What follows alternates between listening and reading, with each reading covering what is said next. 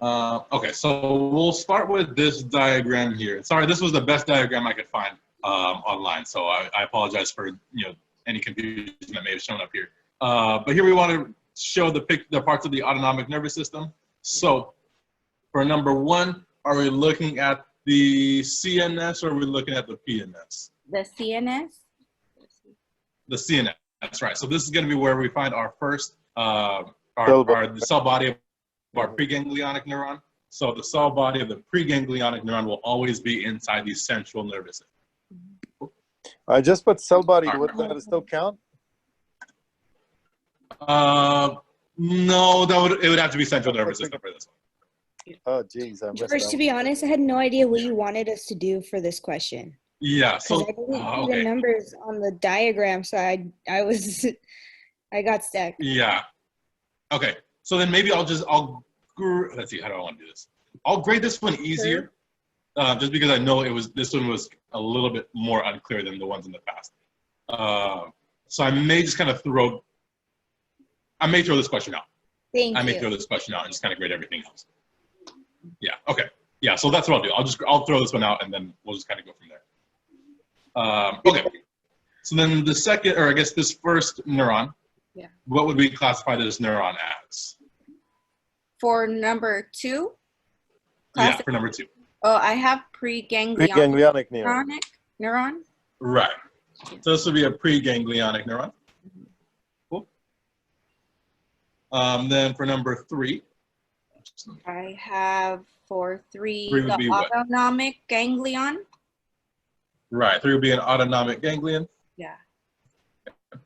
And then four, classification of the second neuron here. Postganglionic neuron.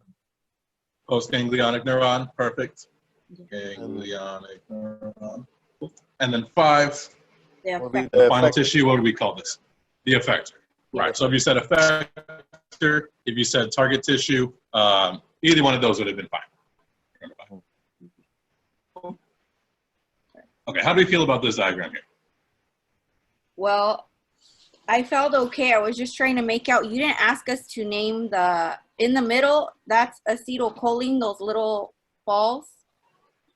Right, yes. And then, so these would all be acetylcholine. And then at the end, I have the norepinephrine and the adrenergic receptor at the end. Yeah, so this would, it could either be one or the other. It depends. If this was not clear, so you can't really give a clear answer. Yeah. So this one could either be acetylcholine or it could be norepinephrine. And then depending on whatever neurotransmitter you're looking at, this receptor is going to be either a cholinergic neuron if you're looking at acetylcholine or an adrenergic neuron or receptor if you're looking at norepinephrine.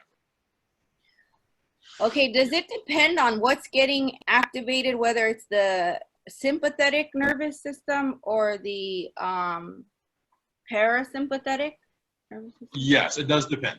Okay. Yeah, so if we're looking at the parasympathetic nervous system, then this would be acetylcholine. Okay. If we were looking at the sympathetic, then we'd be looking at norepinephrine. Okay. Yeah. Okay. Good question. Okay, so then moving forward here. So looking at the parts of the eye. So for number one, what are we looking at here? Optic disc. Right, that would be the optic disc. Perfect. Okay. Number two? Optic nerve. The optic nerve. Perfect. Number three? Fovea centralis. The fovea centralis. Perfect. Number four? Retina. The retina. Perfect. Let's keep right over here. Number five. Choroid. Right, number five would be the choroid. Number six would be the sclera. The sclera, perfect. Okay. Number seven. Of the ciliary muscle. Ciliary body. I have a that would be the ciliary body. Or if you said ciliary processes, that works too. What about ciliary muscle? Or ciliary muscle, yeah, that would work too. Okay. So ciliary body, ciliary processes, ciliary muscle, any one of those three is good. Okay. Number 8. Cornea. You're right, number 8 would be the cornea. Number 9 Iris. is the iris, perfect. Number 10. The pupil, but I was very tempted to put the visual axis. That's a pupil. Pupil is correct. Yeah, this would be the pupil. Right, so the pupil is just going to be the opening in between the center of the iris. Okay, then we have number 11. Lens. Is the lens, perfect. And then the last one, number 12. Is the posterior segment or the vitreous humor? Vitreous. Right, vitreous humor, or if you said, Posterior yeah, segment. I'll just put vitreous. The vitreous humor, you said the posterior chamber, either one of those would have been good. Okay. Cool. All right, any questions on this diagram? No. Okay. All right, number 8. So increased activity in the gastrointestinal tract is a result of increased stimulation from the blink division of the autonomic nervous system. Which division? Parasympathetic. Right, the parasympathetic. Digest. Right, so the parasympathetic is going to be responsible for your rest and digest activities. So that's going to be where we have increased stimulation of the GI tract. Perfect. Number 9, so the macula lutea contains a depression called the blink, which contains only cone photoreceptors. Fovea centralis. The fovea centralis, fovea centralis, perfect. Cool. So yeah, so it's going to contain only cones, so that's going to be where we have the highest visual acuity. Perfect. Number 10, so blink in the spiral organ contains synapses, or I think I wrote this wrong. Contains synapses with neurons of the vestibulocochlear nerve. Oh, I What do we think for this? Yes, hair cells would be the correct answer. Yeah. I put a spiral ganglion and it was not correct. No, it's hair cells. Yeah, so this one was hair cells. Okay. Okay. So that's gonna be the hair cells. So when the hair cells tilt or when they turn, that is going to cause them to produce action potentials and synapse with the vestibulocochlear nerve. Okay. Number 11, the stapes fits into a hole in the temporal bone called the what? Oval window. Oval window. Perfect. And the last one, receptors that bind to norepinephrine and epinephrine are called blink receptors. What do we think for this one? Oh, adrenergic, right? Right, adrenergic. Right, perfect. Okay. Any questions on any of these questions here? Yeah, on the hair cells, are there 2 different types of hair cells? There's 2 different types. You don't need to worry about the different types. That's kind of more of a more detailed thing that's kind of beyond the scope of our class. But there are 2 different types. Oh, okay. Yeah. Okay. Any other questions? No. I think we're good. I'm not sure about others, Okay. but I think it'd be straightforward the rest, yeah. Yeah. All right, cool. Okay, so then for number 13, so in what order do the following structures vibrate as sound is transmitted? So we have the stapes, the tympanic membrane, the oval window, incus, and the malleus. What is the correct order? I have the first one, 2, 5, 4, 1, and 3. Right. So exactly. So we're gonna have the tympanic membrane vibrate first. Once the tympanic membrane starts to vibrate, it's gonna cause the malleus to vibrate, which will then cause the incus to vibrate, which will then cause the stapes to vibrate, and the stapes will vibrate the oval window. Perfect. All right, good. Number 14. Which of the following neurons does not secrete acetylcholine as a neurotransmitter? So we got A, most sympathetic postganglionic neurons that innervate cardiac and smooth muscle. B, all sympathetic and parasympathetic preganglionic neurons. C, sympathetic postganglionic neurons that innervate sweat glands. Or D, all parasympathetic postganglionic neurons. I said Which A one does not secrete acetylcholine? is going to be A, innervate the cardiac and smooth muscle. Right. So if we're looking at sympathetic postganglionic neurons that are going to be innervating cardiac and smooth muscle, what neurotransmitter are they going to be secreting? Adrenaline, noradrenaline, right? Yes, that's going to be norepinephrine, noradrenaline. Norepinephrine. Uh-huh. Yes. So, and again, that's kind of where you're looking at sympathetic division. Sympathetic division is going to be where you're looking at your fight or flight. So you're going to want to be releasing norepinephrine and epinephrine. The adrenaline. Right, which is adrenaline, exactly. All these other ones would be secreting acetylcholine. Any questions on this one? Okay. All right, number 15. So which of the following is false regarding the autonomic nervous system? Okay. So with A, the motor division of the autonomic nervous system has 3 divisions: parasympathetic, sympathetic, and somatic. B, at a given time, only the parasympathetic division or the sympathetic division can be active. Both cannot be activated at the same time. C, the parasympathetic division is used to help the body conserve and restore energy. Or D, autonomic nervous system stimulation may result in excitation or inhibition of smooth muscle or cardiac muscle, or a change in secretory activity in glands. It's the first This one. one is false. Yeah, they can't be. Right, the first one. Yeah.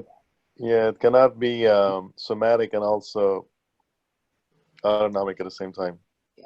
Exactly. Yeah. Yeah. So autonomic and somatic are not gonna be, found together, right? They're gonna be 2 separate things. Uh-huh. So in the autonomic, you're just gonna have parasympathetic or sympathetic. Somatic is gonna be its own thing. Mm-hmm. Okay. All right, number 16. Acetylcholine acetylcholine in the nervous system, in the autonomic nervous system.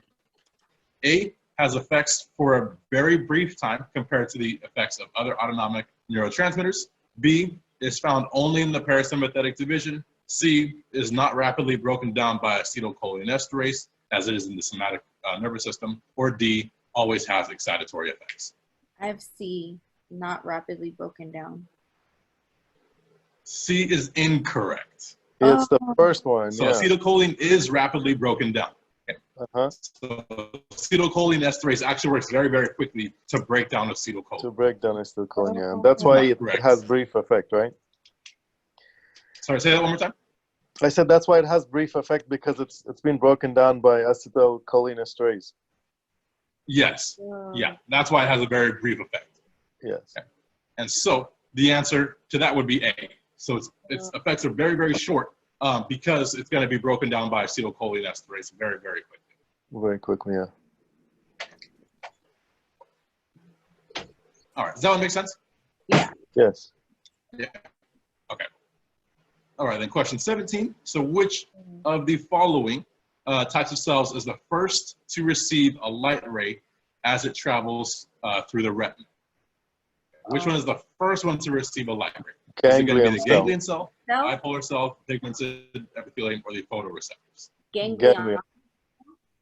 The ganglion cells, right. So the ganglion cells are going to be the first ones that are going to get exposed to light. Then it's going to be the bipolar cells, and then from there, the photoreceptors.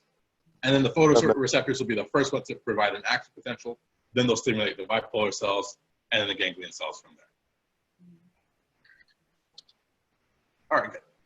Okay, so number 18. So describe three differences between the somatic nervous system and the autonomic nervous system. So someone give me one difference. Somatic nervous system is consciously perceived. Okay, so it's consciously perceived. Yeah, and the autonomic is unconsciously perceived. Perceived, and then autonomic is unconsciously perceived. Perfect, that's good. So one is voluntary. Okay, so that's one. Uh-huh. And then the somatic nervous system is always excitation. Or somatic. Right, so it's always going to have excitation. Mm-hmm. Okay. Perfect. Okay. And then how about the autonomic? Doesn't it do more than, because it doesn't just, Autonomic is both. yeah, it can do both because that has to Inhibition and Right. excitation, right? the visceral organ. Exactly. Yeah. Exactly. So the neurotransmitters can cause either excitation or inhibition.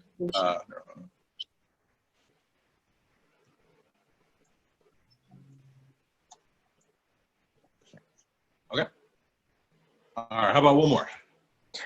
So autonomic nervous system has sensory and motor pathways, whereas somatic has sensory and motor pathways, and autonomic has only motor pathway. So not cool. Not quite, because the autonomic does have its own sensory pathways too. So they both do have sensory components. But what's the difference between the motor components? Isn't it the length? Like one of them is closer in length to the organs and the other one is further apart, like the sensory from the somatic, like touch, tactile, temperature, heat, versus autonomic is like it has to go right away. So the length of the nerves are shorter. Okay, so I'm not so much the length, but the I guess where their locations, I guess. Yeah. Yeah. So the somatic would be found mainly across the skin, whereas the autonomic is going to be found, throughout the organs. Yeah. Right.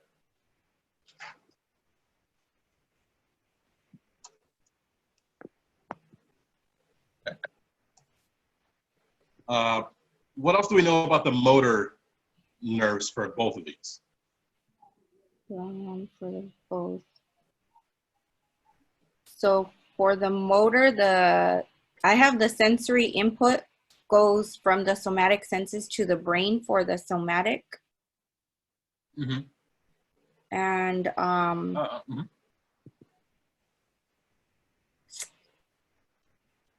that's what I put down.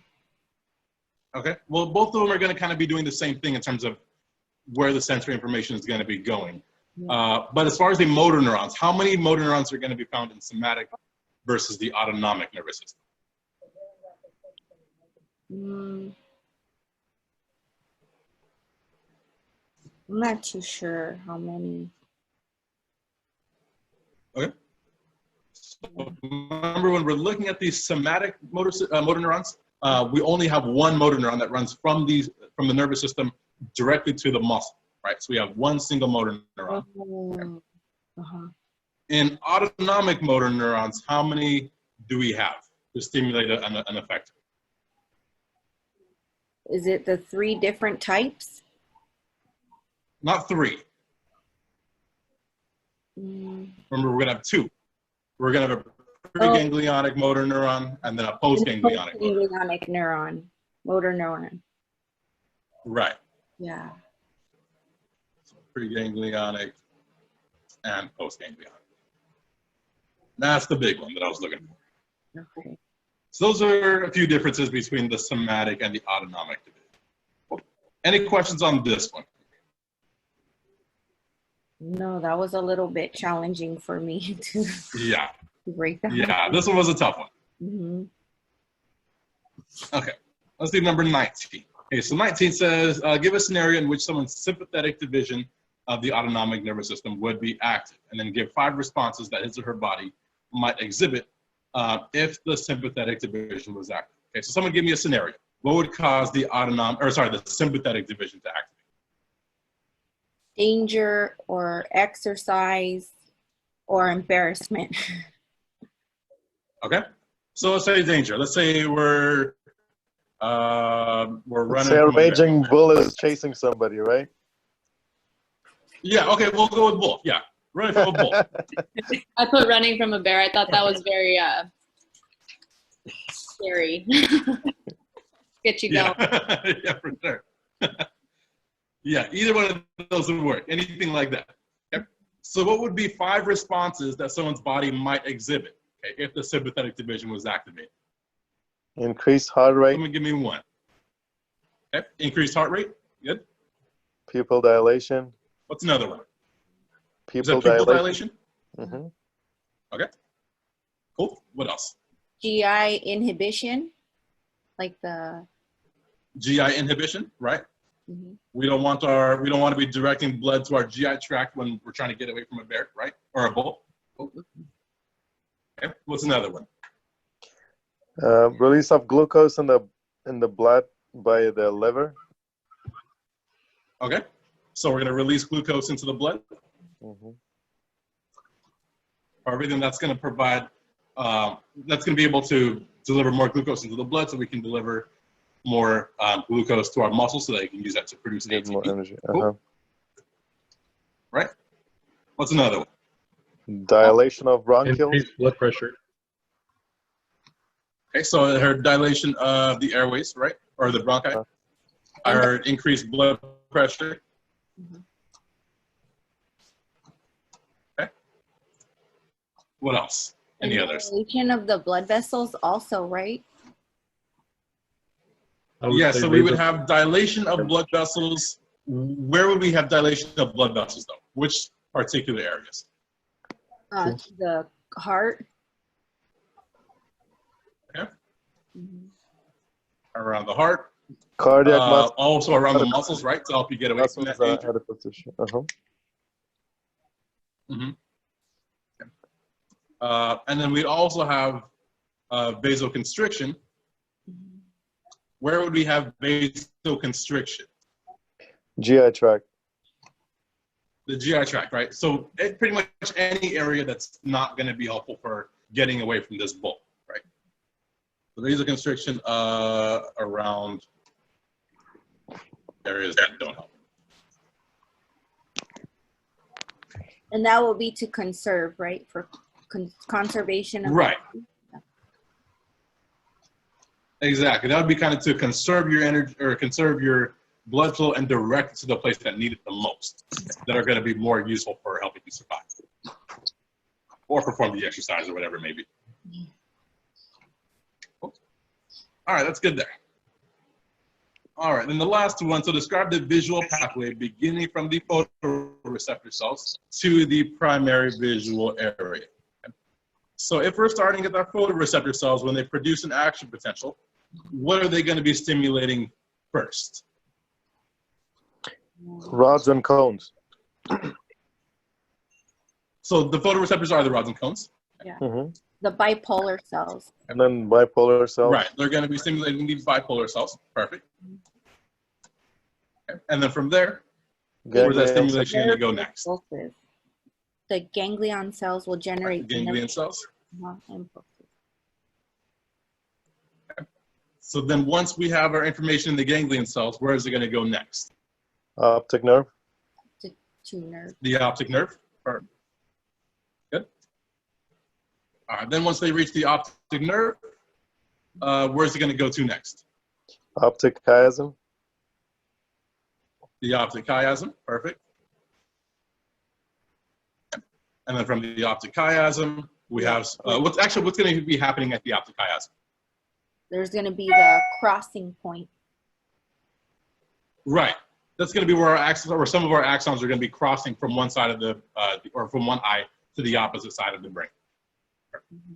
And then other ones are going to stay on the same side. That's good. So that's going to be at the optic chiasm. Mm-hmm. Then after the optic chiasm, where are we going next? Optic tract. Optic tract. The optic tract. Mm-hmm. Perfect. And then from the optic tract, the thalamus. where are they going next? The thalamus. The thalamus. And then the thalamus will then direct that information to where? The primary visual cortex. The primary visual cortex, or primary visual area. Perfect. Okay. And that is that. Cool. So any questions on chapter 19 or 21? I don't think I have a question. No, I don't think so. Okay, looks like we're good. Okay, so that's that. I'll go ahead and jump on over here real quick. All right, so that is going to, so that was the end of our nervous system block. And so the last, or I guess kind of this last set of this last set of lectures, the last 2 weeks, is kind of what I call like the miscellaneous kind of series, where we're going to be dealing with individual systems that don't really have anything to do with the other ones. That's going to be our endocrine system, which we'll talk about today. We will have the GI tract, or the digestive system, which we'll talk about on Wednesday. And then next Monday, we'll be looking at the urinary system, and then we'll finish off with the reproductive system. And then we are done. So we are almost there. Before I forget, let me just go through a couple of announcements before, so I don't forget. So number one is, if you have not done exam 4 already, it's open, so make sure you do that today before 11:59. It's going to be closing tonight at 11:59. So make sure you've done that if you haven't done that already. Okay. So we do today. Next thing we have is our labs. So today's lab with the endocrine system, I decided to make extra credit just because I know we've had kind of a lot going on today with lecture and then the exam already. So this endocrine system lab is going to be extra credit. That will be due on Friday. And that'll be worth 10 points. And I also decided to do that because of, not being able to do the cadaver day. So that was supposed to be extra credit, but because we're not able to do that because we're not on campus, I'm going to substitute the cadaver day with this endocrine lab. So this will be 10 points extra credit. This will be due on Friday, like I said. There will be a lab on Wednesday. That one will be kind of our normal standard lab. That will be due as usual. I'll talk more about that then. The career essay will be due next Monday. So make sure that you get that done. If you haven't already, send that in or upload it onto Canvas. It's already ready to go. So whenever you are ready, go ahead and submit that. So again, that'll be due on Monday. The requirements are up on Canvas. We will have one final homework assignment, and that will be due on Monday. And so that will be the last one of the semester. And then we'll have our final exam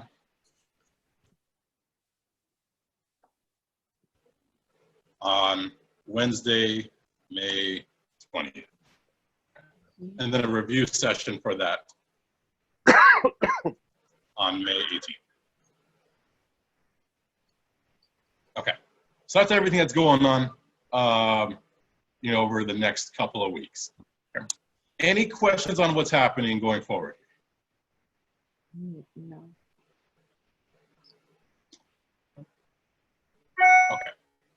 Okay. Just as a reminder for the final, in case you didn't catch it before or you didn't hear it before, the final exam is going to be worth 200 points. 200 points.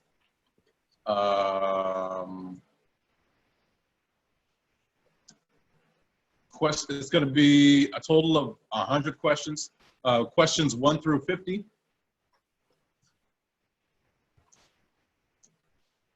One through 50, or yeah, I think it's 1 through 50. They're going to be coming from the new material, so chapters 22 and then 24 through 26. Questions 51 through 90 are going to come from all the old stuff. And so those are going to be coming from the old exams, I should say. Let me change that. Those are going to be coming from old exams. I have uploaded the previous exams. I've uploaded the ones without the answers, and I've also uploaded the keys for the exams as well. I'm going to upload exam 4 once I finish grading exam 4. But I'll be pulling questions from the previous exams for the final. Okay, so the final exam will be all multiple choice, but the questions I pull may or may not be multiple choice questions. I might have taken, free response questions from a previous exam and then made it into a multiple choice question for the final. So everything is fair game for the final. And then questions 91 through 100 are just organ identification questions. Okay, so I'll show you an organ, and then you just tell me what that organ is. And then for extra credit, for 1 point extra credit, you tell me one function of that organ. Okay? So if I show you a heart, you say this is a heart, and then for extra credit, it pumps blood. And that's pretty much all you need to do for the extra credit component. Cool. Any questions on the final? No. Okay. All right, so that's kind of a lot going on there. Okay, so again, if you have any questions, feel free to let me know, and then I will do my best to answer that for you. Okay, so for today, what we're going to be doing is we're going to be taking a look at the endocrine system. Okay? So this is going to be a really important system to help regulate our body's physiology. Okay? And so what's going to be kind of cool here is we're going to be taking a look at kind of the difference between an exocrine gland and an endocrine gland. We're going to be looking at how different hormones are going to be, how they're going to act onto their target cells. And then we're going to be looking at different hormones that get released from different parts of the body.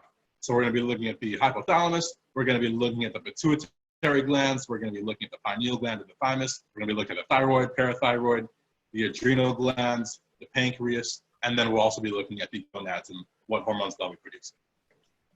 So this is a pretty interesting lecture. So this one again shouldn't take too long, but it's gonna be pretty fun. Okay. All right. So when we're looking at glands, we have two different types of glands. The first type are going to be exocrine glands, and we looked at those when we were back in chapter 3. So exocrine glands are glands that will secrete some kind of product into a duct, and that duct will eventually release that particular secretion onto a surface of the body or a cavity or a lumen. So kind of like sweat glands and mucus glands. Okay? They're going to be releasing their secretion onto a surface of some kind. Okay? So we looked at those in chapter 3. We're not really going to be dealing with those too much. Okay? But an endocrine gland is a gland that's going to be secreting a hormone. Okay? And so when we're secreting hormones, instead of delivering them into ducts that will then deliver them onto a surface of the body, endocrine glands are going to release their hormones directly into the interstitial fluid. Okay? And then from there, it can then enter the blood. Okay? So hormones are going to be really, really important because they're going to be responsible for regulating your body's physiology from a minute-to-minute, hour-to-hour, day-by-day basis. Okay? So they're going to be able to regulate your body's physiology all throughout the day and throughout your lifespan. Okay? So the way they're going to be acting is these hormones are going to get released from the endocrine glands into the interstitial fluid. Once they get released into the interstitial fluid, they'll make their way into the blood and then get carried throughout the body from there. Okay? And so what's kind of interesting about hormones is that it doesn't take a whole lot to get a pretty substantial effect. Okay? All it takes is a small concentration of hormones to get a very large physiological effect to kind of help regulate your body's physiology. And so when we're looking at the study of endocrine glands and how they're going to be working, any disorders that are associated with the endocrine glands, that's going to be what we consider the study of endocrinology. Okay? So people who are diabetics, for example, diabetes is a condition that has to do with endocrine disorders. So people who are diabetics will constantly or kind of be regularly seeing an endocrinologist, okay? As well as various other types of endocrine disorders as well. So we'll take a look at that and as we're going to go forward. Okay. So when we look at endocrine glands, there's 5 major endocrine glands, and then there's a bunch of other organs that will also be having some endocrine function as well. Okay. So the main 5 glands are the pituitary gland, the thyroid gland, the parathyroid gland, which we see over here, the adrenal gland, which sits on top of the kidney, and the pineal gland inside the brain. Okay? Those are the 5 major glands. Okay? And then we have a bunch of endocrine organs, which will do some other major function, as well as also secreting some hormones. Okay? So for example, the hypothalamus in the brain is going to be responsible for regulating the autonomic nervous system. Okay? And then it's also going to be releasing its own hormones. Okay? The thymus is going to be responsible for being the place where our white blood cells are going to go to mature, okay? As well as producing specific hormones to kind of allow those white blood cells to mature. The pancreas will also be producing some hormones as well as working with the digestive system. The ovaries and testes are going to be working with the reproductive system, but they'll also be releasing some hormones too. The kidneys, the stomach, liver, and the small intestine, the skin, heart, adipose tissue, the placenta. These are all organs that are going to be, doing some other function, okay, but they're also going to be able to release hormones into our circulation as well. Okay, so we're going to be kind of taking a look at all these glands in some kind of form or fashion here. And so we're going to kind of see some interesting things here. So one thing that we kind of need to do is we're going to see some differences, some very slight differences and some similarities between the nervous system and the endocrine system. Okay. So the nervous system, in order to produce some kind of effect, is going to be releasing neurotransmitters. Okay. And those neurotransmitters are going to get released at a nearby site from where they're released. Okay. They're going to be getting released onto a synapse, okay, that's near where that particular neuron got released from, or that neurotransmitter got released from. In the case of hormones, the molecule that's going to be involved, sorry, in the endocrine system, the molecules that are involved are going to be hormones. Yeah. But hormones are usually going to be working very far away from the site where they're released. And the reason for that is they're going to be getting dropped off into the blood, and the blood can then carry them over a very large distance to then stimulate some other part of the body. And we'll take a look at that as we go forward in a second. The target cells that they're going to be stimulating are going to be a little different.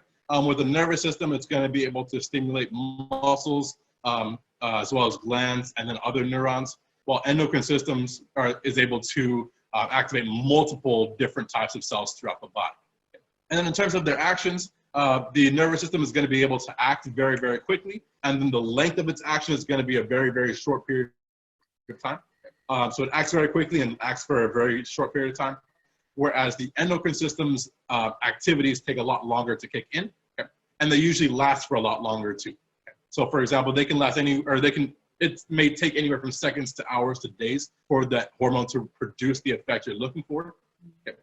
But that effect may last for, again, seconds to hours to days as well. Okay? So that's kind of the major differences between the nervous system and the endocrine system.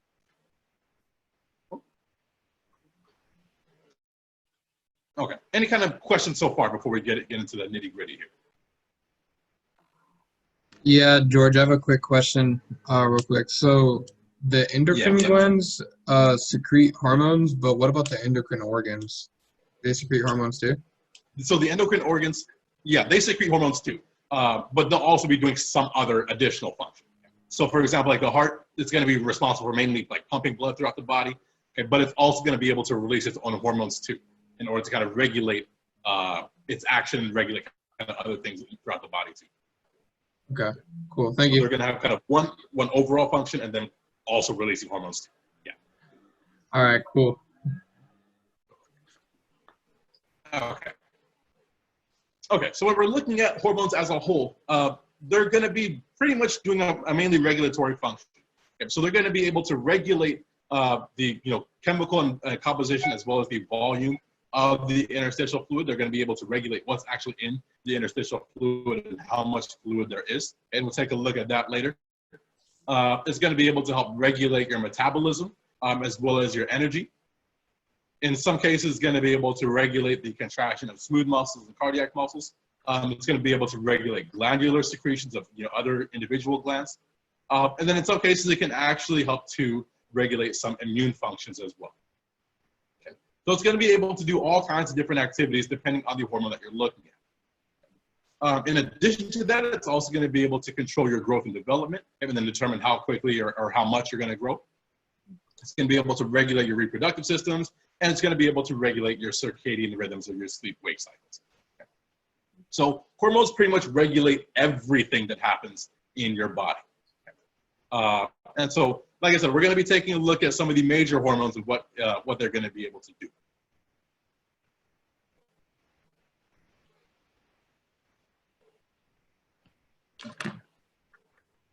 All right, so like we talked about earlier, hormones are very, very potent. Okay? It doesn't take a lot in order to see a very profound effect. Okay? So even in low concentrations, you can still get a very significant physiological effect. Now, the way this whole thing is going to work here is that these particular hormones are going to act on a specific target cell. Okay? So a target cell is just a cell that a hormone acts on. Okay? Now, a hormone cannot just act on any cell. Okay? It can only act on cells that have a specific receptor for that hormone. Okay? And so, for example, okay, we're looking at thyroid stimulating hormone, or TSH. Okay? TSH cannot just act on any cell. Okay? It is capable of acting on the thyroid, okay, because the thyroid has TSH receptors. Because you have to have a specific receptor for the hormone you're looking for. Okay? However, if we try to use TSH and to stimulate the ovaries, it won't be able to work because the ovaries do not have TSH receptors. So again, you have to have that specific receptor in order for that hormone to be able to create the effect, or the intended effect. Okay? Does that make sense? Let's start there. Does that make sense? Mm-hmm. Yeah. Okay. Cool. Okay. So those receptors are typically going to be proteins. Okay? Now, because they're proteins, we can either build up new receptor proteins or we can break down receptor proteins. And that's going to be in response to different levels of hormone that we're releasing. Okay? So for example, if we are in a situation where we're producing an excessive amount of hormones, okay, that's going to cause us to create a very, very large effect. Okay? We don't want very huge physiological changes. Okay? And so instead what we want to do is we want to try to limit that and kind of regulate that and moderate that particular effect. Okay? The way we're going to be doing that is we're going to be breaking down hormones breaking down receptors in a process called downregulation. Okay? And so what downregulation does is it diminishes the amount of receptors that you're producing. You break down receptors. Okay? And so even though you might be producing a ton of hormones, okay, you're only going to get a certain amount of effect because you're only going to have a few receptors activated at a particular time. Okay? If you had a bunch of hormone and a bunch of receptors all being present, you're going to have a huge effect, and we typically do not want very huge, ginormous effects like that. Okay? So in order to kind of moderate that, we kind of break down our receptors.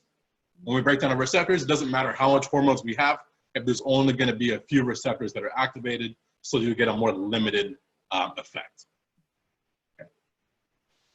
The flip side of that is if we're not producing enough hormones, okay, then what we can do, or let me kind of backtrack. If we're not producing enough hormones, then it might be a little bit difficult because we might not be getting the effect that we want. Okay? And so to combat that, what we do is we go through a process called upregulation. Okay? So in upregulation, what we do is we increase the amount of receptors and we produce more receptors.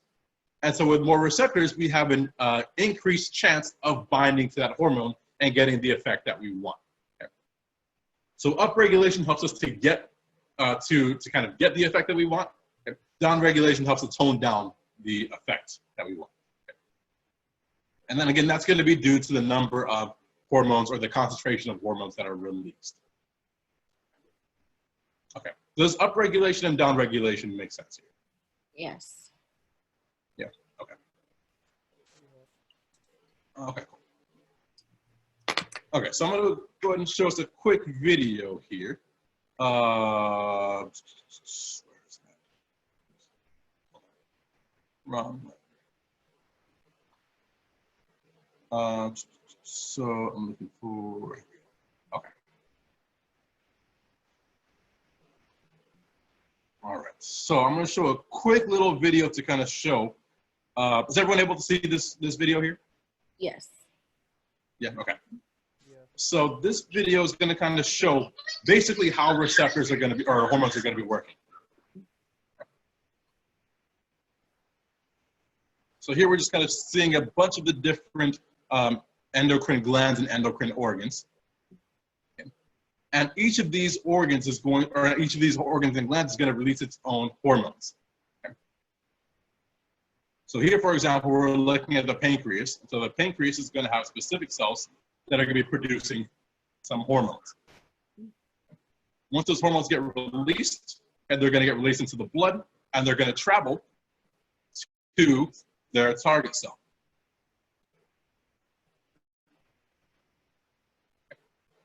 Now, eventually, they'll reach the target cell, and in order for them to activate or create the effect, they need to bind onto the specific receptor that they need to bind to.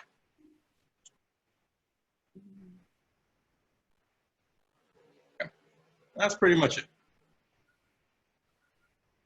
Okay. All right. So does that make sense so far, as far as kind of where we're going here? Yes. Okay. Yes. All right. Is everyone able to see the PowerPoint again? Yeah. I will. Yeah. Yeah. Okay. Yeah. Okay. Okay. So the first kind of overall structure we're going to be looking at is the hypothalamus. Okay, so the hypothalamus is the big boss man when it comes to the endocrine system.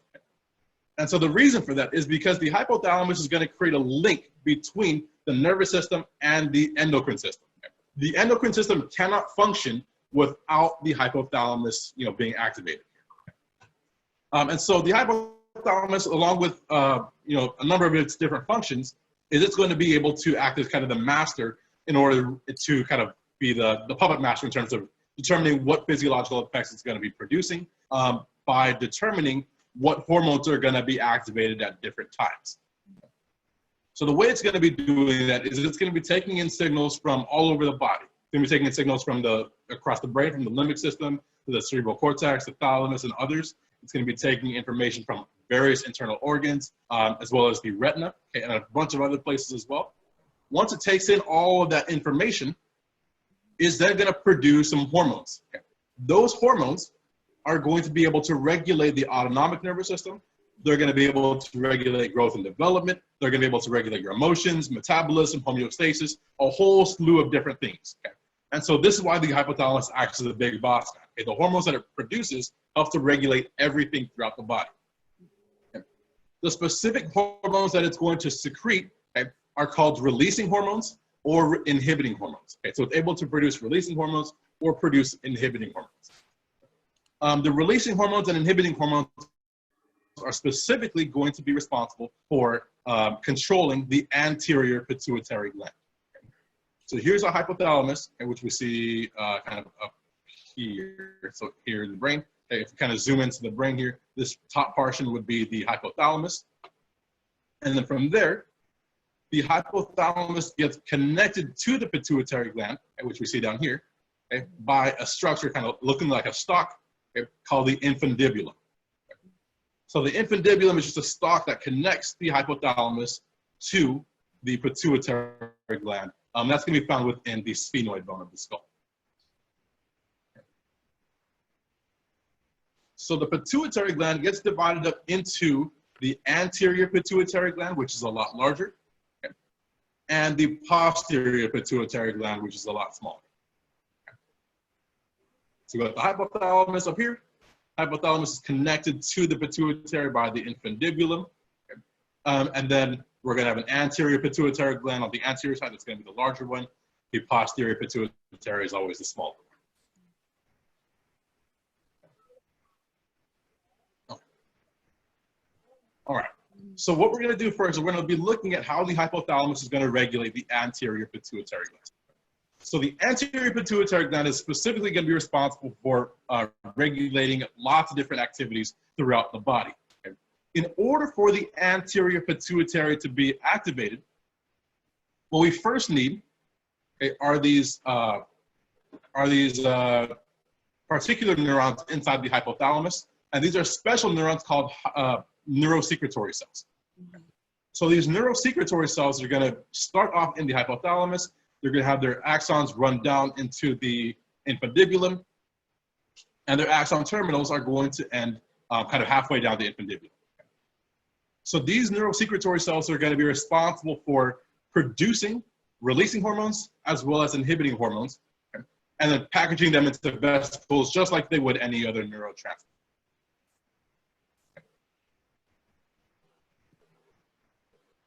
Okay. All right, so this is where things get a little complicated here. Okay. So what happens first is we're going to have these neurosecretory cells. They're going to produce an action potential. Okay. So when they produce their action potential, okay, the action potential is going to come down the axon. It's eventually going to reach the axon terminals, and it's going to cause exocytosis of those synaptic vesicles, just like any other neuron we've seen previously. Okay. So we're gonna have exocytosis of our releasing hormones and or our inhibiting hormones, depending on which one's being activated. Okay. But instead of these releasing hormones binding onto receptors, they actually get dropped off into a capillary network called the hypophyseal portal system, which we see over here. Okay. Once those hormones enter the hypophyseal portal system, they'll then travel down here until they enter the anterior pituitary gland. Okay. Once they enter the anterior pituitary gland, those releasing hormones or inhibiting hormones are going to bind onto the receptors. If we're looking at a releasing hormone binding to its receptors inside the anterior pituitary, those releasing hormones will stimulate the anterior pituitary to release the anterior pituitary's own hormones. Okay. So releasing hormones from the hypothalamus cause the anterior pituitary to release its own hormones into the general circulation here. Okay. If we're looking at inhibiting hormones, the inhibiting hormones, once they bind to the receptors, will then inhibit the anterior pituitary from releasing its hormone. Okay. So that's basically, that's kind of a big concept here. Okay. So I'll kind of run through this one more time. So basically what's happens here is we have our neurosecretory cells. Okay, they have an action potential. They undergo exocytosis of their releasing hormones. Okay. The releasing hormones enter the hypophyseal portal system. From there, they then enter the anterior pituitary, and they bind onto the receptors. If we're looking at releasing hormones will then trigger the anterior pituitary to release its own hormones into the general circulation. If it's an inhibiting hormone, the inhibiting hormones will then inhibit or prevent the anterior pituitary from releasing its hormones. So it depends on the hormone? It depends on which one, right. So it depends if you're looking at releasing hormones or inhibiting hormones. All right, any questions on this process? This is a big one, and it usually takes a little while to kind of wrap your head around. Any questions here?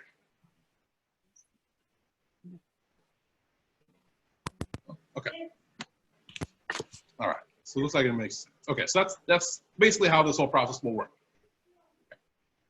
So once those releasing hormones activate the anterior pituitary can then secrete one of 6 different hormones. And so the way you can remember these hormones is with the acronym FLAT PIG. So put FLAT PIG. I'll kind of just put this up here. So the first hormone, or I guess the first 2 hormones that the anterior pituitary can release are FSH, or follicle stimulating hormone, and luteinizing hormone, or LH. Oops, LH. Okay. So follicle stimulating hormone and luteinizing hormone, FSH and LH, those are 2 hormones that are going to be activating the gonads, so specifically the ovaries or the testes. So if we're looking at women, the FSH and LH is going to stimulate the ovaries to release estrogen and progesterone. And then it'll also help with allowing the oocytes in the ovaries to mature. And so we'll take a look at this next week when we get to the reproductive system. All right, so that's FSH and LH. In males, FSH and LH will stimulate the testes to produce testosterone, and then it also helps with sperm production in men. So FSH females is going to produce estrogen, is going to cause the ovaries to produce estrogen and progesterone, and then also cause maturation of the oocytes. In males, it's going to cause the testes to secrete testosterone and help with sperm production. So that's the first. The third hormone is adrenocorticotropic hormone, or ACTH. And so what ACTH does is it will stimulate the adrenal cortex, which is part of the adrenal glands. Specifically, what it's going to be doing is it's going to stimulate the adrenal glands to produce a couple substances called glucocorticoids, okay, as well as melanocyte-stimulating hormone, or MSH. Okay. So that's what ACTH is going to do. Our fourth one is thyroid-stimulating hormone, or TSH.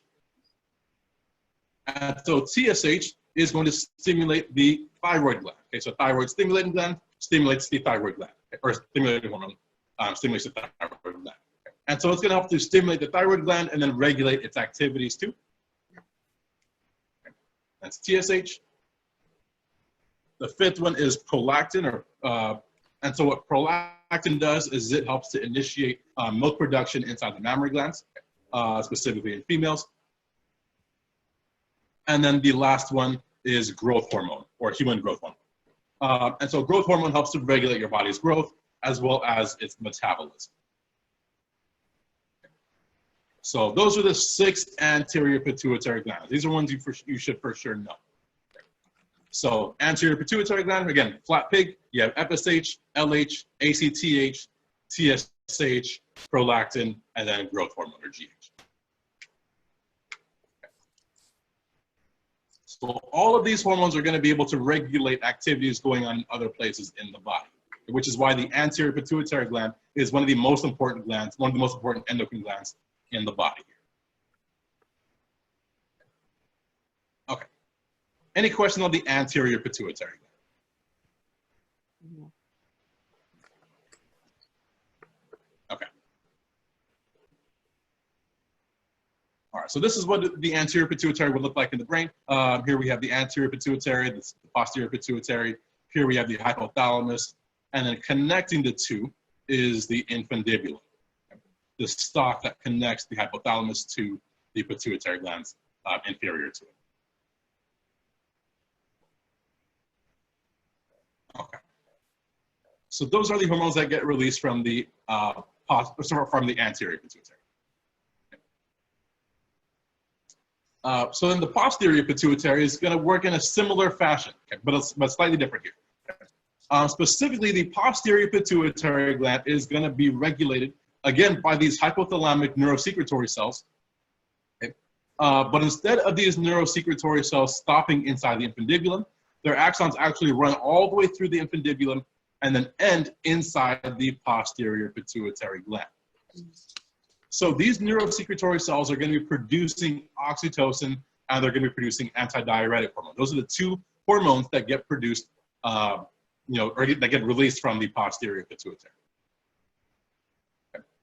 So these 2 hormones are going to get produced here inside the hypothalamus, and they're going to get packaged into vesicles, and they're going to kind of extend and kind of make their way into the axon terminals. Okay. And the axon terminals are specifically going to be found inside the posterior pituitary.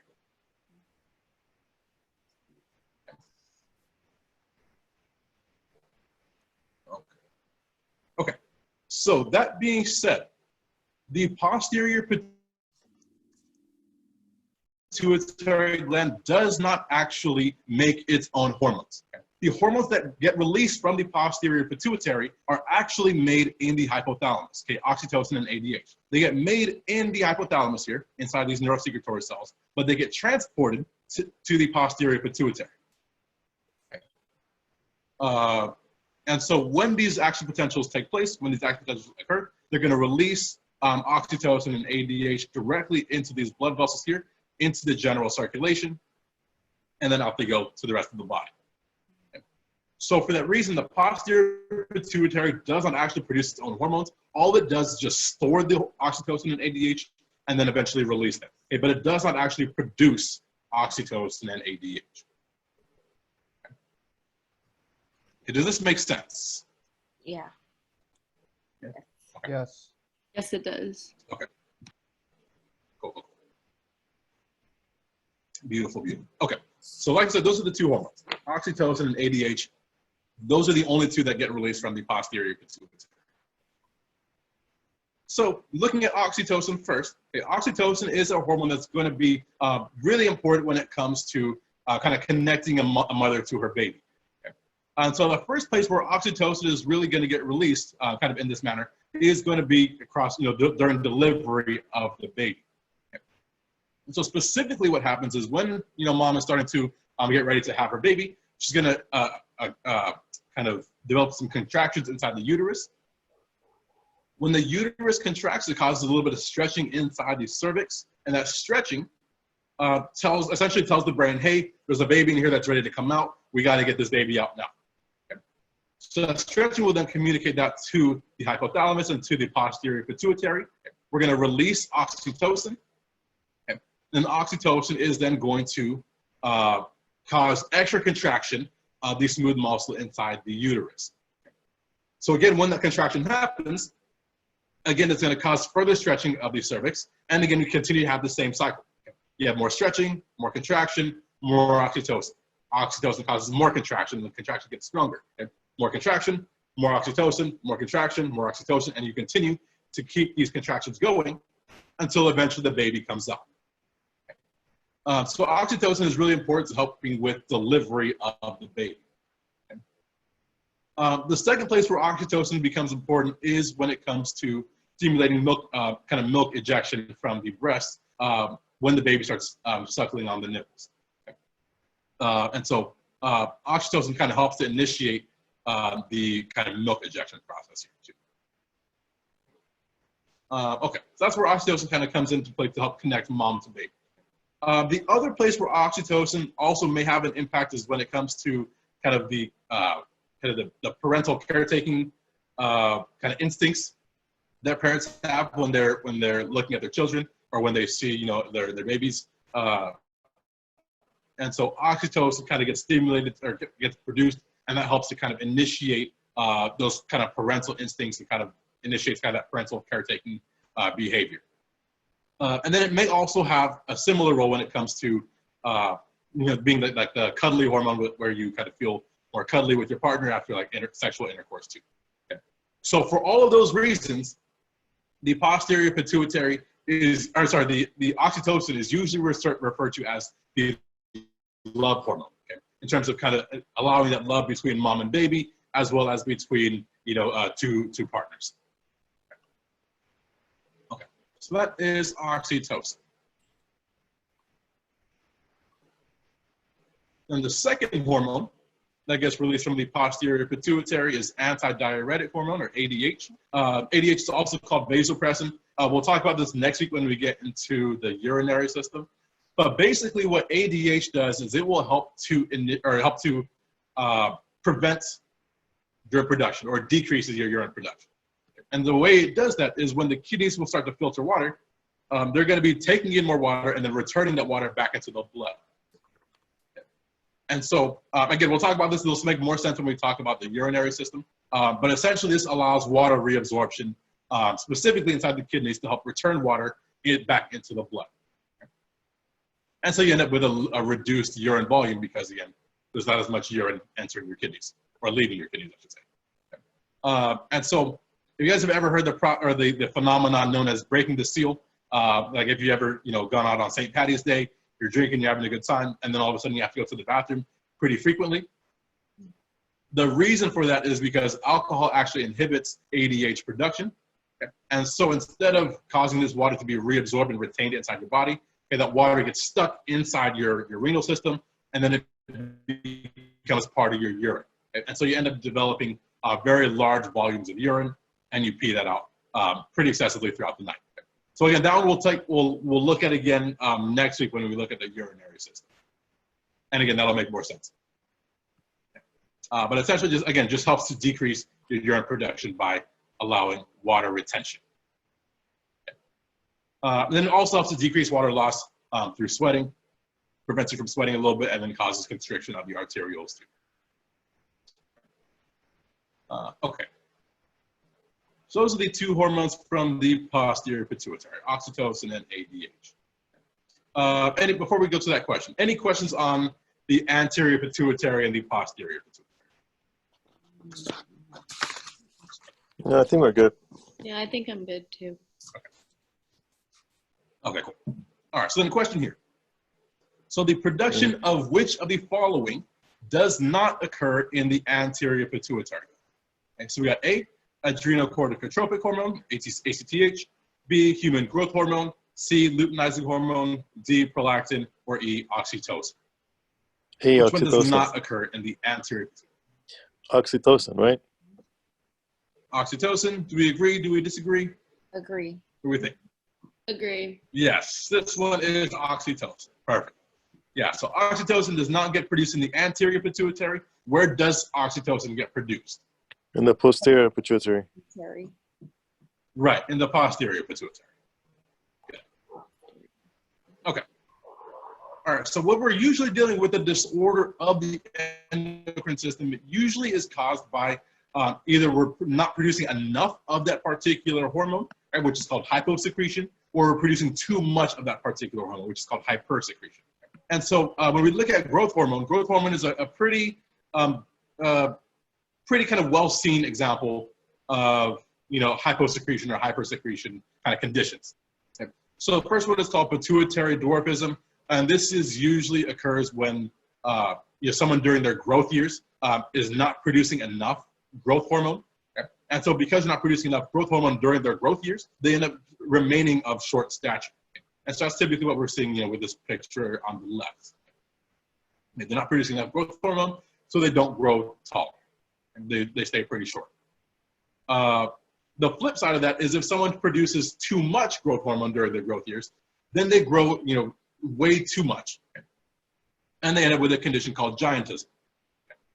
And so giantism is typically what we see where we have, extremely tall individuals, and they tend to be extremely large as well. Okay? Because again, they're producing too much growth hormone.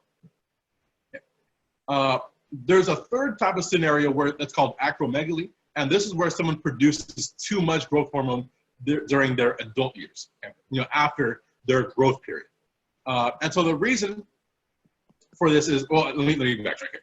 So people who have acromegaly, instead of growing taller, their bones become a lot thicker. Okay? And the reason that they don't grow taller is because at this point, their growth plates have already closed. Okay, so there's not going to be any more lengthening of the bones. Okay? So if we're producing more growth hormone after the growth plates have already closed, okay, then what happens is the bones just become a lot thicker and they become a lot more dense. Okay? And so this is typically seen in the bones of the hands, the feet, the cheeks, the jaws, and usually a lot of the facial structures as well, okay, where they just have very, very thick bones, as opposed to kind of being large but kind of proportioned all the way throughout the body. So between kind of these two kind of conditions here, giantism and acromegaly tend to be more serious because the body is only built to be so big. Okay? Once you get to a certain height, okay, then it starts to become more of a burden on the body in terms of the amount of weight it has to carry around. Okay? So for example, if someone, if someone passes that kind of height threshold, okay, then the feet and the knees are withstanding lots of weight, and it becomes a lot easier for those feet and the knees to kind of fracture and wear out. Okay? And so an example of that was, I don't know how many of you guys know, like Yao Ming, when he was playing, he was 7'6" in the NBA. Okay? He was 7'6". That's extremely, extremely tall. That's almost way too tall. And so he ended up having a lot of feet problems, which kind of ended his career early. And again, that's because he was carrying around large amounts of weight, and the feet and the knees are not built to handle that much weight. So they can create kind of issues there. It can also cause some cardiovascular problems because the heart has to pump a lot harder to pump blood over a longer distance than it would for an average sized person. Okay? So acromegaly and giantism typically come with a lot more kind of more serious problems than some of the other endocrine disorders. Okay. Any questions on dwarfism, giantism, acromegaly, any of these three? No. No, we're good. Okay, cool. All right, so that's going to bring us to our next gland. Okay, so our next gland is the pineal gland. And so the pineal gland, which we looked at about a week and a half ago, is found inside the epithalamus. And so this gland is a gland that's responsible for producing melatonin.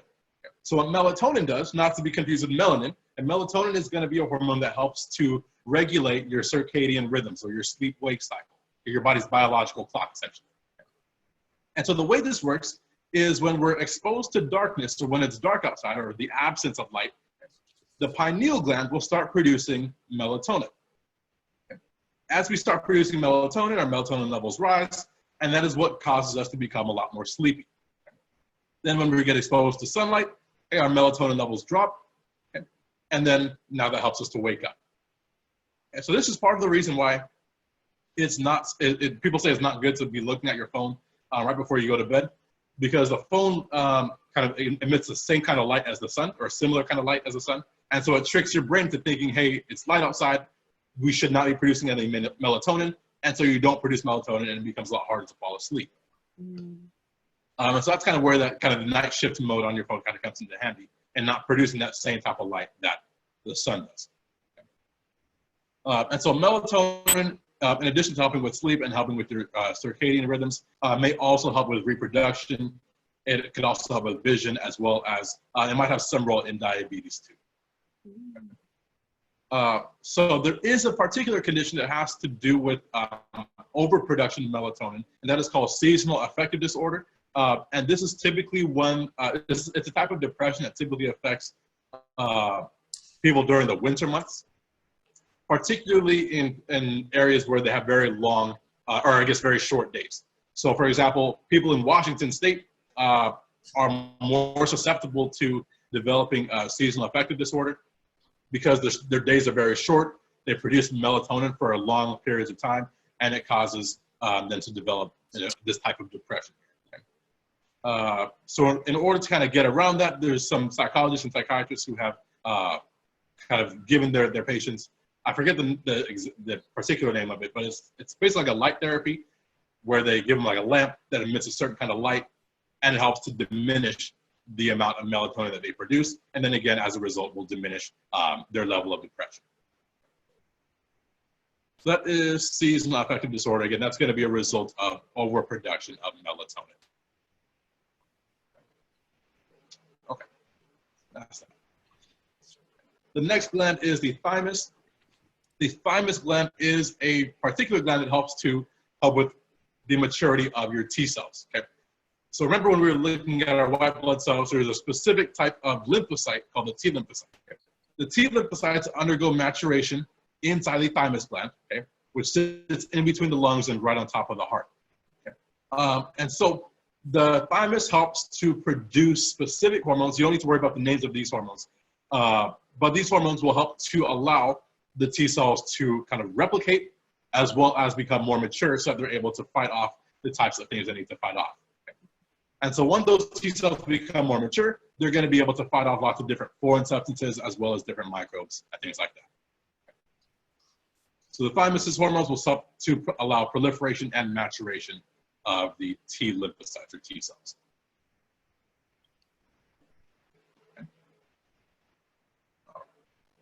Okay, any questions between the pineal gland and the thymus?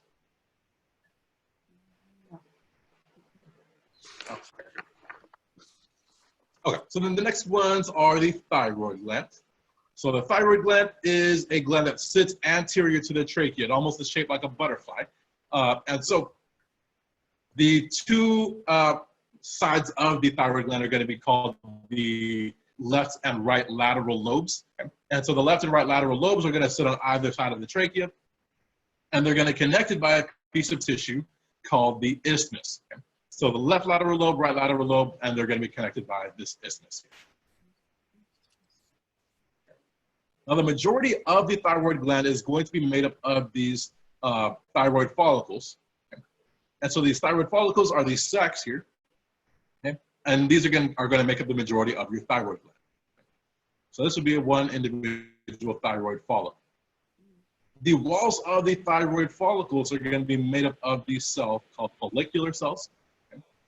And so these follicular cells are going to get stimulated by thyroid stimulating hormone. Okay? So when thyroid stimulating hormone, TSH, from the anterior pituitary activates the thyroid gland, okay, the follicular cells will then begin to produce thyroid hormones. Those thyroid hormones are called triiodothyronine, or T3, or thyroxine, or tetraiodothyronine, or T4. Okay. Basically the same molecule. There's a slight difference in their structure, but they do basically the same thing. So T3 and T4, these are the two thyroid hormones, and they're going to have to regulate your metabolic rate. Okay? They're going to be able to regulate your metabolism. So overall, they're going to be regulating your oxygen use, how well your body is able to utilize oxygen, as well as your basal metabolic rate and how you're able to utilize the energy in food. It's going to help with cellular metabolism and then also help to regulate your growth and development. So this particular gland is going to, or this particular gland and hormones are going to be responsible for regulating your body's overall metabolism. And so this is the reason why if you ever see people who have thyroid issues, if they have thyroid issues, they either tend to be severely overweight or severely underweight. Okay? And it's going to be a matter of their bodies not being able to metabolize the nutrients in food properly. Okay? Either they don't metabolize it fast enough, okay?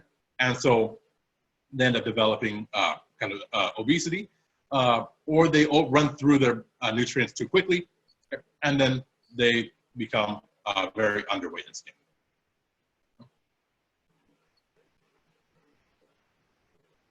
Okay, so those are the thyroid glands. Now, in between the thyroid follicles inside the thyroid, so here's one thyroid follicle. This would be kind of a portion of another one. We would see the portion of another thyroid follicle.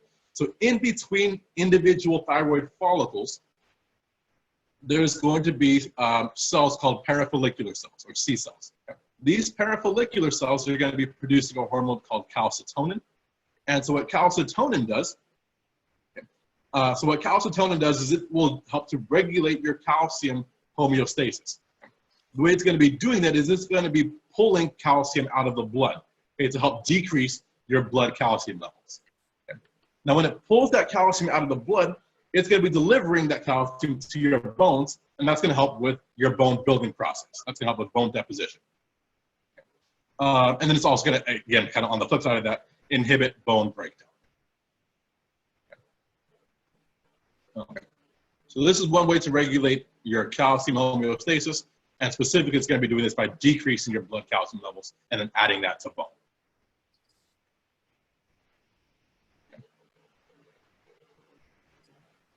Okay. Any questions on the thyroid gland so far?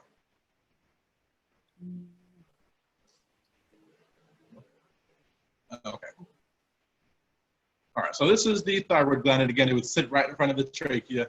Here you see your left lateral lobe, right lateral lobe, and the isthmus right down the middle. So that's that. This is what it would look like in a cadaver.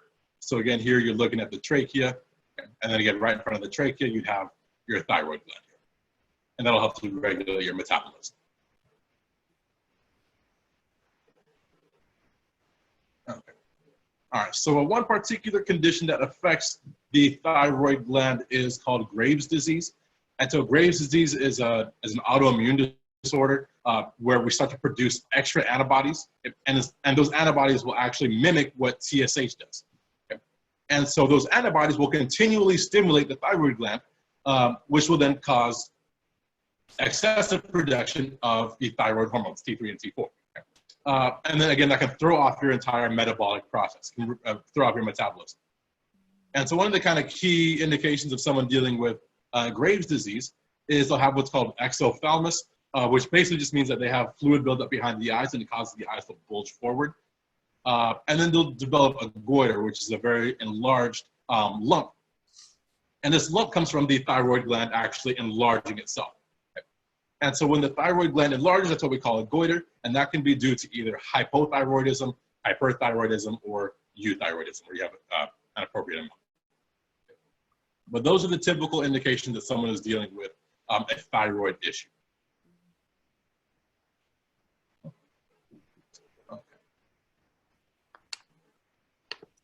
Okay, so that's the thyroid gland. Now, on the back of the thyroid gland are these smaller glands here called the parathyroid glands. And so the parathyroid glands are actually embedded inside or kind of into the thyroid, the posterior side of the thyroid surface, in the lateral lobes. And so the parathyroid glands are going to have specific cells called chief cells. And these chief cells will produce a hormone called parathyroid hormone. So what parathyroid hormone does is it kind of does the opposite of what calcitonin does, where it increases your blood calcium level. So it'll increase your blood calcium level and pull calcium from the bones and deposit that into the blood, as well as regulating your magnesium levels too. And so that's going to kind of contribute to bone breakdown.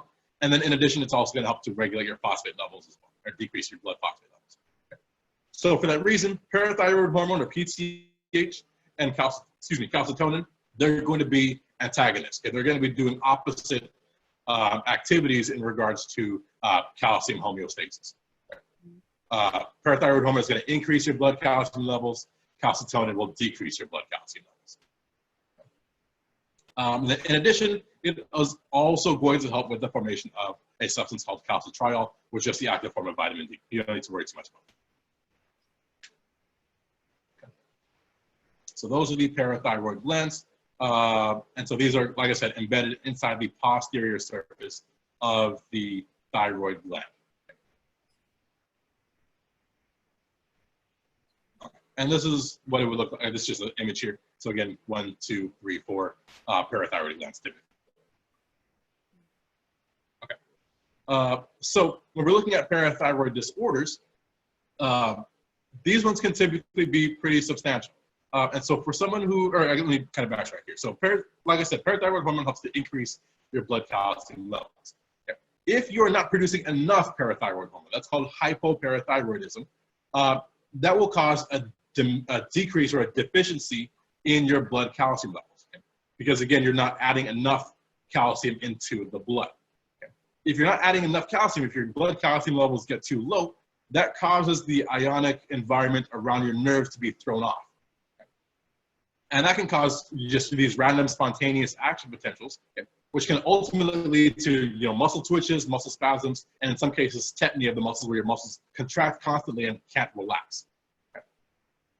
And so that's going to be due to hypoparathyroidism, where there's not enough calcium around your nerves. Okay. The flip side of this is hyperparathyroidism, or where you have high levels of parathyroid hormone. And this is a scenario where you add too much calcium into the blood. And so all of the calcium that you're going to be taking, like I said, is going to be coming from the bones. And so if you're taking too much calcium from the bones, the bone structure is going to become a lot thinner, and it's going to become a lot more brittle, because there's not enough calcium available.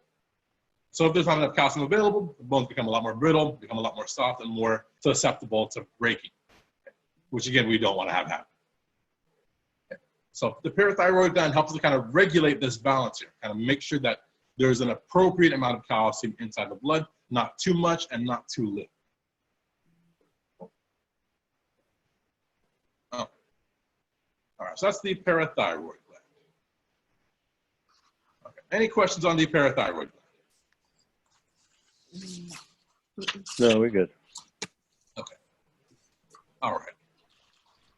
Okay. So these are the hormones we've looked at so far. Let's see the hypothalamus. We saw some of the hormones that it's going to be releasing. Some of these are releasing hormones, like growth hormone releasing hormone, or gonadotropin releasing hormone, which we'll look at next week. Oxytocin, vasopressin, which is ADH. We'll look at the thyroid hormone, which releases T3 and T4. The pineal gland, which releases melatonin. The anterior pituitary, which releases, FSH, LH, ACTH, TSH, prolactin, and growth hormone. And then posterior pituitary, which releases oxytocin and ADH. Okay. So lots of hormones so far. All right, so question here. So which of the following raises blood calcium level? Is that calcitonin, parathyroid hormone, T4, T3, or thyroid stimulating hormone? Parathyroid hormone. Thyroid hormone? Right, this would be parathyroid hormone, right. So parathyroid hormone helps to increase your blood calcium level, and then calcitonin, like we said, is going to help to decrease blood calcium level. Good, good. All right, cool. All right, so now the next glands are the adrenal glands. And so the adrenal glands are those kind of triangular shaped glands that sit right on top of the kidneys. And so the way you kind of remember that is kind of renal means kidneys, and then adrenal kind of on top of, so they're glands that sit on top of the kidneys. And they're going to be divided up into kind of two overall major regions. The first region is called the adrenal cortex. Okay, so remember when you think cortex, think like outer surface or superficial surface. So that's what the adrenal cortex is. That's going to be the outer portion of the adrenal gland, okay, which we see over here. Okay. And so the adrenal cortex is going to be responsible for producing hormones that will regulate your water and your salt or electrolyte balance. Okay. This is to help to regulate your water and salt concentrations. Okay. That's going to be in the adrenal cortex, the outer portion of the adrenal glands. The middle portion, the adrenal medulla, is going to be the kind of innermost region. And that is essentially going to be a modified version of an autonomic ganglion. It's going to be a modified autonomic ganglion. And so the adrenal medulla is going to be producing epinephrine and norepinephrine. Okay. And so it's going to be secreting epinephrine and norepinephrine into the blood. And so which part of the autonomic nervous system do we think this is going to activate? Is it going to activate our sympathetic or parasympathetic division? Sympathetic. Right. It's going to be secreting it's going to be activating our sympathetic division, and because we're releasing epinephrine and norepinephrine, and again, that's going to be where the name adrenaline comes from. Adrenaline comes from the adrenal glands, and specifically the adrenal medulla. Okay, so that's that. So now when we look at the adrenal cortex, there's going to be 3 overall regions that are going to be really important. The first part of the adrenal cortex, or the outermost region, is called the zona glomerulosa. That's going to be the most superficial part of the adrenal cortex. That is going to release some substances called mineralocorticoids. And so one of those is called aldosterone. And so what aldosterone does is it helps to regulate your sodium and your potassium levels. Okay. That's going to be where you're going to be able to regulate some of your electrolytes. So that's going to be in the zona glomerulosa. The second region is called the zona fasciculata. And the zona fasciculata will release substances called glucocorticoids. And so an example of a glucocorticoid is the hormone cortisol. So cortisol is also called the stress hormone. And this is a hormone, and glucocorticoids, including cortisol, will regulate your glucose metabolism. Okay? So for example, with people who are, stressed out a lot, okay, people who are highly stressed, they will have elevated levels of cortisol. Okay? So people who have high levels of cortisol, okay, for very prolonged periods of time, can sometimes develop large amounts of weight because again they're not able to process glucose or metabolize glucose well enough, okay? Or they can become very, very skinny because again they're not they're kind of over metabolizing their glucose too. Okay. And so glucocorticoids help to regulate your glucose metabolism. And the third one is the zona reticularis.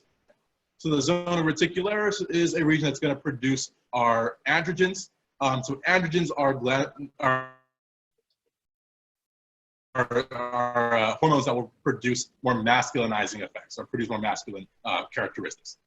So those are the 3 areas of the adrenal cortex. Okay, the zona glomerulosa, then we have the zona fasciculata, and then the zona reticularis. Okay. Then the middle region, like we talked about before, is the adrenal medulla.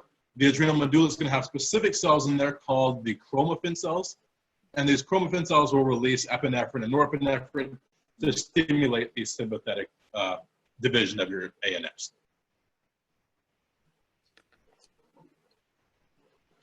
Okay. So that is the adrenal cortex, or the adrenal glands as a whole. Okay. So again, this is what it would look like here. So again, you see each of your kidneys, and then sitting on top of your kidneys, you would have the adrenal glands. Okay. And then if you look kind of inside the adrenal glands, you would be able to see the zona reticularis, the zona glomerulosa, the zona fasciculata, and the adrenal medulla. Okay. And so that's what we would see there, if you were to kind of cut it open. Okay. So question here. So which of the hormones listed below is or are part of the adrenal gland in the specific region indicated in the figure? So you have aldosterone, androgens, cortisol, epinephrine, and norepinephrine. Which hormones would be releasing from this region here? It's epinephrine and norepinephrine. Yeah, 4 and 5. Which is from medulla. Mm-hmm. Yes, epinephrine and norepinephrine. Exactly. And so what region of the adrenal gland are we looking at here in the middle? What is this called? Adrenal medulla. Right, the adrenal medulla. The adrenal medulla will be producing epinephrine and norepinephrine, the adrenaline. Okay. All right, any questions on the adrenal gland? No. No? Okay. All right, so that's that. Then the next one is the pancreas. So the pancreas actually acts as both an endocrine gland and an exocrine gland. So today we'll be looking at it from an endocrine perspective, and then on Wednesday we'll be looking at it from an exocrine perspective. But it's going to be acting as both depending on the scenario that we're looking at. So the pancreas is going to be an organ that's going to sit right behind the stomach, and it's going to have all these little individual lobules here, and these are all called the islets of Langerhans. So the islets of Langerhans are going to be all these clusters of endocrine cells inside the pancreas. And each of those cells is going to be able to produce a specific hormone. So that first set of cells we're going to be looking at here are called the alpha cells. And so alpha cells are going to be secreting a hormone called glucagon. And so what glucagon is able to do is it's going to help to raise your blood glucose levels during periods where you haven't eaten for a long period of time. That's called the fasted state. Okay? So let's say, for example, like you eat dinner, at 8 o'clock one night. Okay? You get up the next morning, 8 o'clock the next day. Okay? There's been a 12-hour period where you haven't eaten. Okay? So your blood glucose levels are going to drop. So in order to kind of combat that, you don't want your blood glucose levels getting too low. And so in order to kind of do something about that, what the alpha cells will do is they'll secrete a hormone called glucagon. What glucagon does is it takes your glycogen that's been stored in the liver and it breaks it apart into individual glucose molecules and adds that glucose into your blood. And by doing that, it helps to raise your blood glucose levels back up to an appropriate level. Okay. So that's called glycogenolysis, where you break down glycogen into glucose and then you add that to your blood to get that blood glucose back to an appropriate level. Okay. The other thing that glucagon can do is they can actually take other nutrients that you've stored in your body and then convert those nutrients into glucose and then add that into the blood. Okay. And so that's what's called gluconeogenesis, or producing new glucose is what it comes down to. Okay. And again, this happens in the fasted state when you haven't eaten for long periods of time. Okay. So again, to raise your blood glucose levels. The flip side of the alpha cells are the beta cells. Okay. And so beta cells are cells that will secrete insulin. Okay. And so what insulin does is it helps to lower your blood glucose levels in the fed state, which is when you've just eaten. Okay. So if I eat, a pretty big, piece of lasagna, right? If I eat some lasagna, naturally my blood glucose levels are going to increase. Okay. Well, I don't want my blood glucose levels to be too high because it creates a lot of problems. It can make the blood a lot more thick. It creates a series of issues. I'll talk about that in a second. Okay. So in order to kind of combat that, in order to get your blood glucose levels back to an appropriate level, okay, back down, what insulin will do is it'll stimulate the liver to take extra glucose out of the blood and store it as glycogen. Okay. So that's what we call glycogenesis. Okay. So you take extra glucose, bring it to the liver or the muscles, and you store it as glycogen. And again, that's going to happen in the fed state. That's going to happen, after you've just finished the meal. Okay. All right, so alpha cells help to raise your blood glucose. Beta cells help to reduce your blood glucose. Okay. And again, you want to keep it at an appropriate level. Okay. Okay. There's a few other cells. Don't worry too much. Don't worry about writing these ones down. There's delta cells also. Those just help to regulate insulin and glucagon and inhibit their secretions and slow the GI tract from absorbing different things. F cells will also secrete a substance called pancreatic polypeptide. Don't worry about it. We'll move on from there. Okay, that's the pancreas. Okay. Mainly producing glucagon and then insulin. Okay, those are the two that are going to be important to be produced by the pancreas. Okay, so we can't talk about the pancreas without talking about one of the major conditions, major endocrine conditions that affects the pancreas, which is diabetes. Okay. And so diabetes, specifically diabetes mellitus, kind of comes in two forms. Okay. There's type 1 diabetes, which people are typically born with, or they develop very early on, okay, as children. Type 2 diabetes is usually what will develop later in life in individuals. Okay.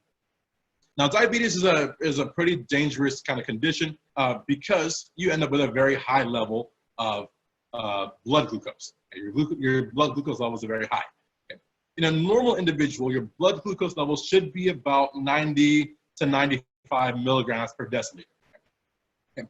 When you eat, obviously your blood glucose levels will rise up a little bit. Okay. Then insulin typically will kick in and bring your blood glucose back to that appropriate level, back to that set point. Okay. And people who are diabetics, they're not producing enough insulin, okay? Or there's something wrong with the insulin that they're producing.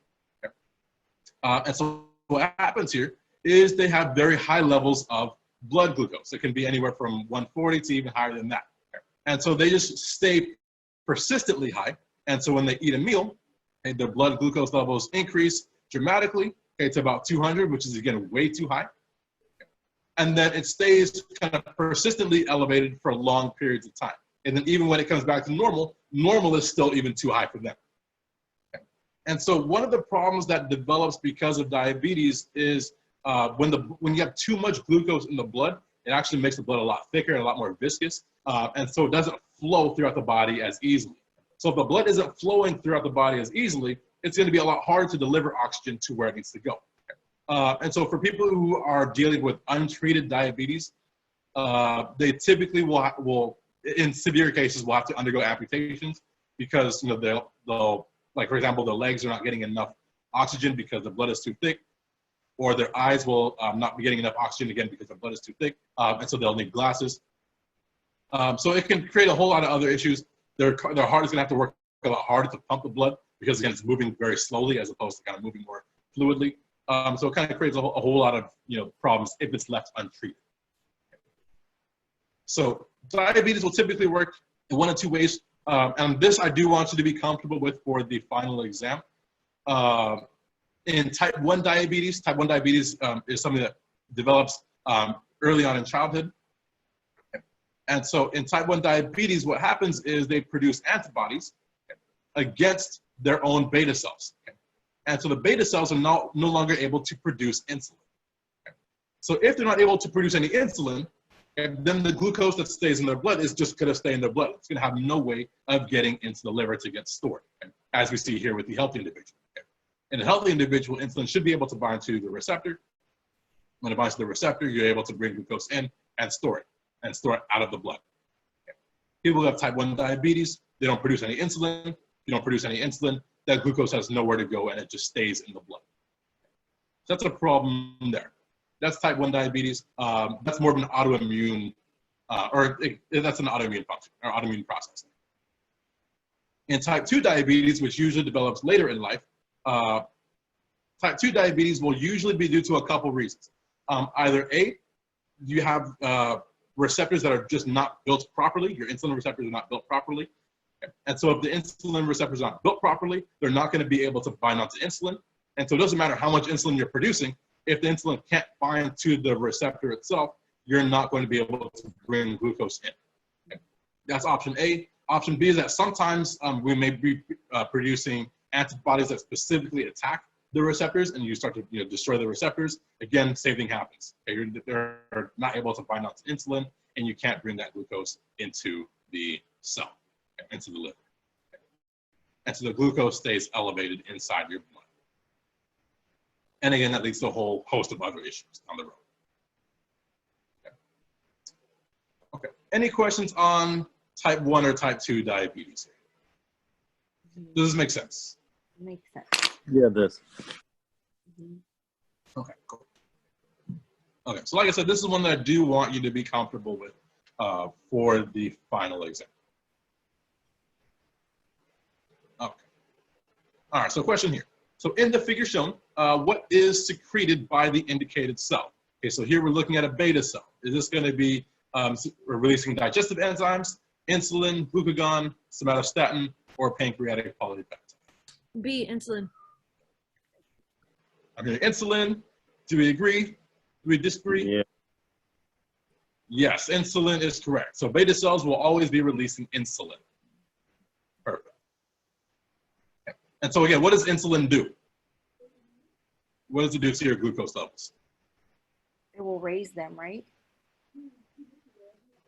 Not raise them.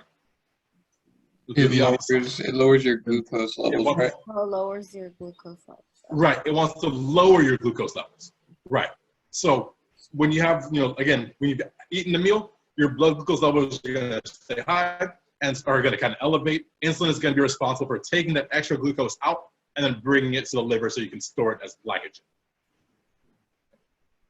And so then after you've stored that glycogen, you go for a long period of time without eating, you're going to break down that glycogen and then use that to kind of bring your glucose levels back up if you haven't eaten for long periods of time when you're in the fasted state. Okay. So the alpha cells and the beta cells are kind of in a balance with each other. Okay. They're always going to be kind of working together. Oh, okay. Does that make sense? Yeah. Yeah. Yeah. Mm-hmm.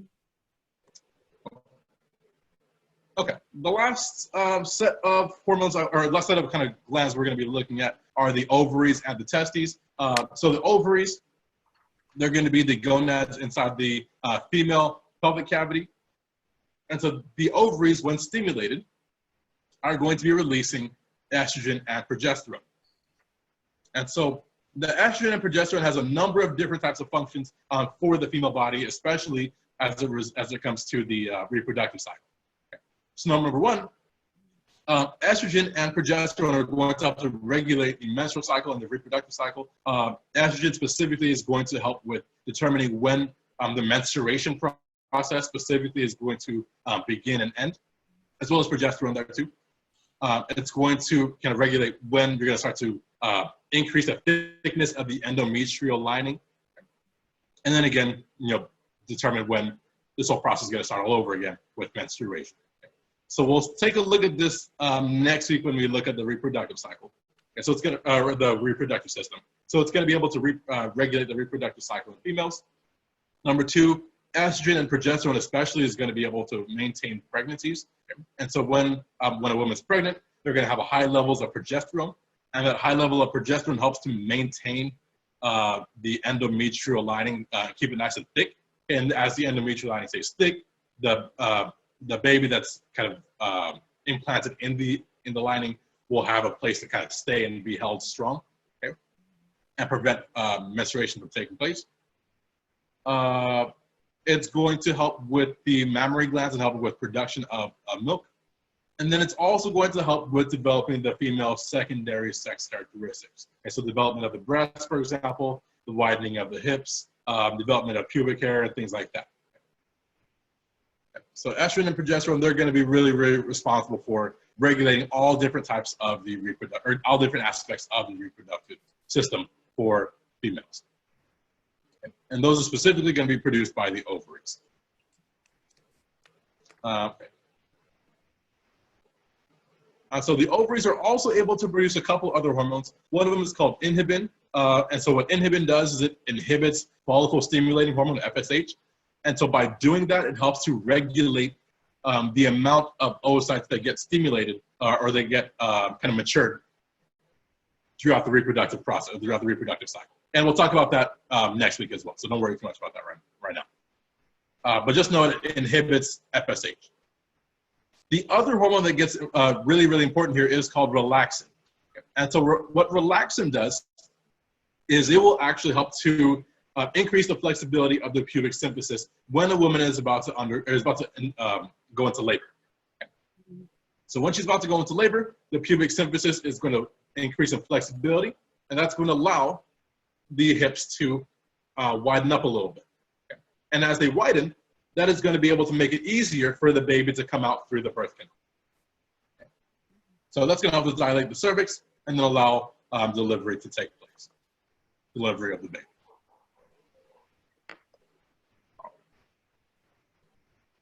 Okay, so those are the ovaries. Last ones here are the testes. And so the testes are the gonads that produce testosterone. which is the main overall androgen. And so testosterone has a couple different roles in males. It's going to help with descent of the testes before birth so that we're able to identify whether we're looking at a boy or a girl in utero. It's also going to help with stimulating sperm production. Okay? So testosterone does help with sperm production inside the testes. Okay? And then it also helps with the development of the male secondary sex characteristics. So deepening of the voice, for example, development of facial hair, pubic hair, things like that. Okay. So those are all regulated by testosterone. And then in addition, the testes are also able to release inhibin, which again will inhibit the secretion of FSH from the anterior pituitary gland. Okay. So those are the ovaries and the testes. Again, we'll look at those in more detail next week when we look at the reproductive system. Okay. Any questions on the ovaries and testes? No. Okay. Okay, so a question here. Which of the following choices listed below are hormones that are produced by the ovaries? So we got estrogen, FSH, follicle stimulating hormone, inhibin, luteinizing hormone, progesterone, and relaxin. Which one of these is produced by the ovaries? C, 1, 3, 5, and 6. Yeah, 1, 3, 5, and 6. C. Or 1, 3, 5, and 6. Do we agree? Do we disagree? Yes. C is correct. Yes. Right. So estrogens, estrogen, inhibin, progesterone, and relaxin, those are all going to be produced by the ovaries. Where do FSH and LH get produced? Anterior pituitary gland. Right, the anterior pituitary gland. Right. So these two are going to get produced in the anterior pituitary gland. Okay, when they get released, they're going to act on the ovaries or testes, depending on which male or female. Okay. Once they act on those particular glands, they're going to release these hormones, okay, from the ovaries. Mm-hmm. Perfect. Okay. These are just some other endocrine tissues. We're going to just go ahead and not worry about these because we'll get to these later on if they're important. So the GI tract is going to be able to release a number of different types of hormones. Again, don't worry about writing these down. But there's going to be one of them called gastrin, which helps to secrete some of the gastric juice inside the stomach. There's going to be cholecystokinin, which helps to regulate bile release from the gallbladder, which we'll look at on Wednesday. The placenta will produce HCG, or human chorionic gonadotropin, and that helps to produce estrogen and progesterone, and that helps to maintain the pregnancy and then prevent menstruation during a pregnancy. Estrogen and progesterone is also going to get released from the placenta to help with milk production. The kidneys will produce renin, which helps to raise your blood pressure, erythropoietin, which helps to increase your red blood cell production, which we saw earlier on in the semester. The heart produces a hormone called atrial natriuretic peptide, which decreases your blood pressure. Adipose tissue releases a hormone called leptin. And so what leptin does is it helps to suppress your appetite and tells you kind of when you're full. And that's pretty much it. So those last few hormones, don't worry about, just worry about the main hormones that we talked about. Okay. Cool. Okay. Cool. Any questions on anything we've covered so far today? No, not really. No, everything was straightforward. Okay. If there's no questions, again, okay, cool. Yeah, so it's a pretty straightforward chapter. There's just a lot of endocrine glands and a lot of hormones that are going to get released. As long as you remember which gland gets released, or which gland releases what hormone and what the hormone does, you'll be pretty much good to go for that chapter. Okay, so that's that. So the lab for this is going to be lab 14, I believe it is. But this one will be extra credit. And so because we have to deal with the exam today and another lecture, this won't be due until Friday. So that extra credit assignment, it's optional. You don't have to do it if you don't want to. But if you do, it'll be due on Friday. If you haven't already taken exam 4, make sure you do that by 11:59 tonight. Otherwise, you end up with a 0, and I don't want that to happen with our last exam before the final. Okay. Last thing, career essay, make sure you get that done. that'll be due next Monday. And I think that's everything. Any questions on what's going on going forward? No. No, sir. So there's no lab associated with Wednesday's class, correct? All right. With Wednesday's class? Mm-hmm. No. So with Wednesday's class, there will be a lab. I'll talk more about that on Wednesday. I see. Okay. But for this one's just extra credit. This will be due on Friday. Yeah, perfect. Okay. Cool. So if there's no questions, you guys are all good to go. And then I will see you guys all on